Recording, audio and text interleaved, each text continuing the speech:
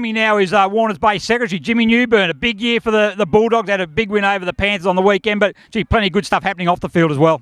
Absolutely, Gary. It's our 40th senior year this year, so we've got our bit of a reunion function. The boys have 25 years was the last one, so 15 years since the last one. And if I want to get tickets, how do I get tickets? Contact me through the Facebook page. I'll fix you up $60. Get you main course and obviously the guest speaker and the live band. 40 years, obviously for a club, very, very proud club to get to 40 years. What's some of the highlights over those 40 years? Well, obviously through the 80s and early 90s, the club was a powerhouse. They won, I think, 5 out of 6. They won their first in 84, I think it was, and then 88 through to 93, they were in 6 in a row, winning 5. Obviously not success, probably a little bit of lower grade success recently, but obviously I think we're on the right track so far this year the last 5 years to really push up over the next few years to challenge the Terrigals and the Newcastle Cities. They're obviously the benchmark. So the premiership in 94, how'd you go, mate? You got a few kicks? A couple, mate, yeah, just a few. Good, mate. So, look, a lot of good stuff happening off field as well, mate. Obviously, you got plenty of good support from sponsors. The Blackbird Hotel, we got them on board. I think started 2012. They've been absolutely fantastic. Good numbers back there on a Saturday. It's a real friendly place to go for the families. They encourage the kids and the women to come back as well, which is really good. 7th Street Caravans have been on board since I think a similar stage. Aidan and Marie Sagers over at Bullaroo there. So if anyone's looking for a caravan, get out there. And Bodyworks more recently have come on board. Bodyworks Physiotherapy, one of our senior players, Ryan, is the head physio there, and they've been really good. I think they're also sponsoring Newcastle City, but they're supporting local AFL, I guess. So.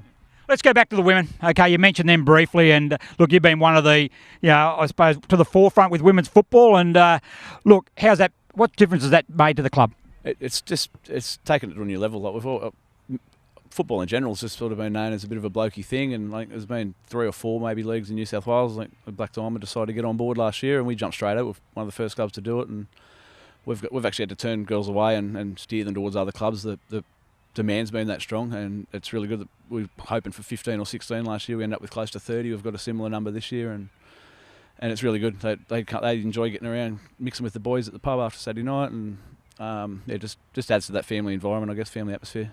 Spoke to Marty earlier on about the young players coming through. Obviously, they come through a lot through your junior ranks. Your relationship with the junior club?